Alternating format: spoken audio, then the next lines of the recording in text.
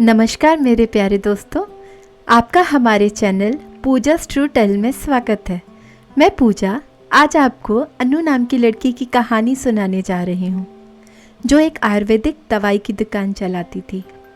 उसकी दुकान उसके घर के बाहर ही थी। अनु अपनी दुकान को अकेले ही संभालती थी और गांव वाले उस पर बहुत विश्वास करते थे। वह बहुत सालों से ये काम कर रही थी। अनु अपने काम के प्रति समर्पित थी। अन्नू को दवाइयों की बहुत अच्छी समझ थी। वह अपनी दुकान को अकेले ही संभालती थी। दुकान में कौन सी दवाई कहाँ रखी है, किस चीज़ की दवाई है, उसे सब कुछ पता होता था। वह तुरंत ग्राहक को दवाई लाकर दे देती थी। ग्राहक के बीच उसने बहुत अच्छा विश्वास बना लिया था, लेकिन वह भगवान को नहीं मानती थी। उसकी माँ उसे समझाते समझाते थक गई थी, पर अन्नू ईश्वर पर बिल्कुल विश्वास नहीं करती थी।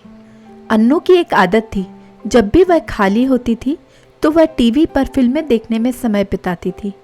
एक शाम जब सभी ग्राहक चले गए और अन्नू आराम से टीवी पर फिल्म देख रही थी, तभी तेज आंधी आई और उसी समय बारिश भी शुरू हो गई। तभी एक छोटा बच्चा भीगता हुआ दुकान में दौड़ता हुआ आया और बोला, दीदी दीदी मुझे दवाई चाहिए। अन्नू बोली, कल आना, मैं व्यस्त हूँ।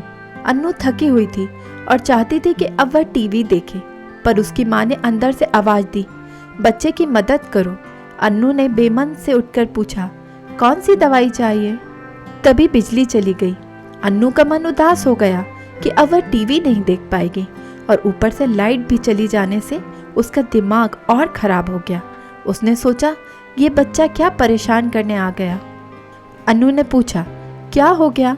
बच्चे ने बताया, मेरा भाई सिर्फ 2 महीने का है, पिताजी घर पर नहीं है, माँ उसके पास है और उन्होंने मुझे दवाई लाने को कहा है। अन्नू ने उसे दवाई दे दी और जब लाइट आई और उसकी नज़र पड़ी तो उसने अपना सर पकड़ लिया। उसने उस छोटे बच्चे को जो शीशी दी थी वो कॉकरोच मारने की दवा दे दी थी। उसका दिमाग खराब हो गया, वह बहुत परेशान हो गई। उसने दुकान के बाहर जाकर देखा, पर बच्चा कहीं नहीं दिख रहा था। वह उदास होकर दुकान में आई और अपनी माँ के पास जाकर रोने लगी और सारा हाल बता दिया। उसकी माँ ने कहा, सच्चे मन से भगवान के आगे प्रार्थना करो, बस सब कुछ ठीक कर देंगे। अन्नू भगवान के चरणों में गिर गई और प्रार्थना करने लगी। तभी वह बच्चा दौड़ा दौड़ा आया और कहने लगा, दीदी दीदी मुझे दूसरी बोतल चाहिए, मेरे पास पैसे नहीं हैं, लेकिन मुझे दूसरी शीशी दे दो। घबराई हुई अन्नू उसके पास पहुंची और बोली, क्या बात हो गई, उस वाली बोतल का क्या हुआ?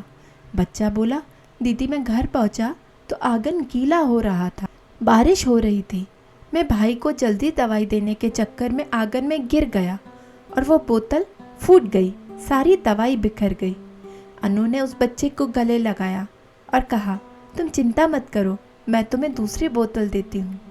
उस बच्चे ने कहा, दीदी लेकिन मेरे पास पैसे नहीं हैं।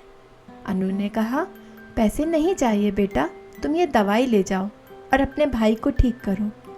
अगर कभी किसी भी तरह की दवाई की आवश्यकता हो तो बिना किसी हिचक के आ जाना।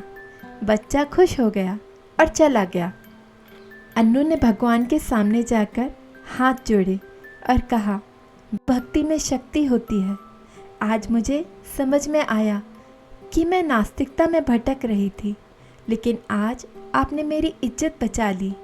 यह एक छोटी सी कहानी है जो हमें दिखाती है कि कई बार हम ऐसे सवाल उठाते हैं जो असंभव प्रतीत होते हैं, लेकिन हमें यह नहीं भूलना चाहिए कि हम उसी परम पिता की संतान हैं और यह सृष्टि उन्हीं के द्वारा संचालित हो रही है।